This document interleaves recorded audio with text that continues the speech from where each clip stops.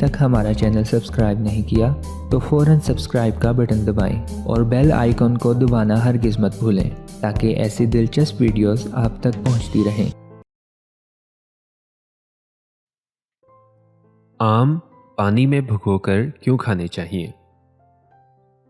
बिस्मिल्लाहिर्रहमानिर्रहीम। अस्सलामुअलैकुम दोस्तों, आज की वीडियो में हम इस बारे में बात करेंगे कि आम पानी में भिगोकर क्यों खाने चाहिए।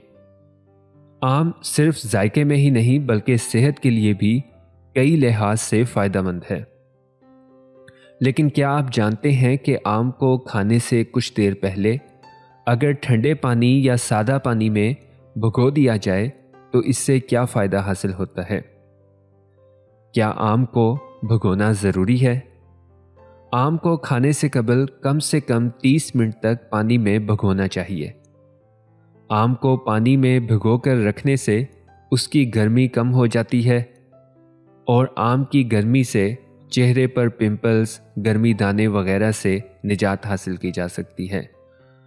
आम पर कई किस्म के कीड़े मार अद्वियात भी इस्तेमाल की जाती हैं और ये केमिकल्स आपकी सेहत पर बुरा असर डालते हैं, जैसे सर दर्द, कब्ज़ और दीगर मसाइल वगैरह का सामना करना पड़ सकता है।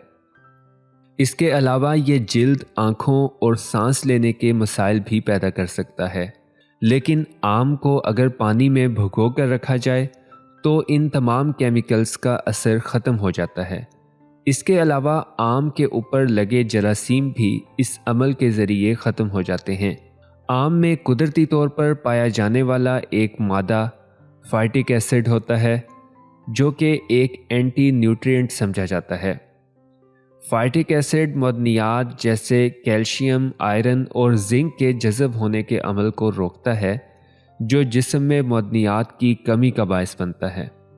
इस सूरत में आम को चंद देर पानी में भिगो कर रखने से फाइटिक एसिड को ख़त्म किया जा सकता है।